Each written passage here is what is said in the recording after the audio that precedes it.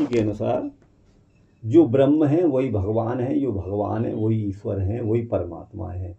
ब्रह्मेति परमात्मेति भगवानिति शब्दते भागवत जी में आया है। जिनको भगवान कहते हैं वही ब्रह्म है, वही परमात्मा है, वही ईश्वर है। और उसी परमात्मा के बारे में कहा है कि ईश्वर सर्वभूतानां हृदय से तिष्ठति, ये कहा गया है। आपको बता दें वही जो है सभी भूतों के हृदय में जो विराजमान है वो ईश्वर ही ब्रह्म है, ब्रह्म ही जो है परमात्मा है, और वही भगवान भी। आपको बता दें, लेकिन उनके कहने का इतना ही तात्पर्य हो सकता है, किसी महापुरुष को अत्यधिक आदर देने के लिए उसके नाम के आगे प्राय करके भगवान जोड़ देते हैं, ईश्वर नहीं जोड़ते।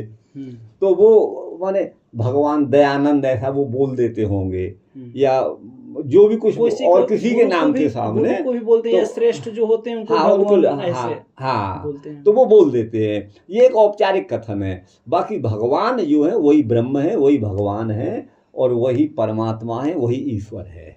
जिसको बादरायण भगवान ने ब्रह्म सूत्र में ब्रह्म कहा है, उसी ब्रह्म को योग दर्शन में भगवान पतंजलि ने जो है ईश्वर कहा है। क्लेश कर्म विपाकाशय परामृष्ट पुरुष विशेष ईश्वर।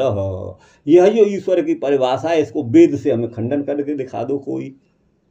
जो योग दर्शन की परिभाषा है नहीं खंडित होगी, ब्रह्मसूत्र से खंडित करके किसी दर्शन से खंडित वो नहीं होगी, किसी न्याय तर्क से खंडित नहीं होगी, क्योंकि वो ऋषि की वाणी है। ऋषि जो थे वो भगवान पतंजलि थे, और उन्होंने जिसको ईश्वर कहा है वो ब्रह्म ही है। जो ब्रह्म है वही भगवान है।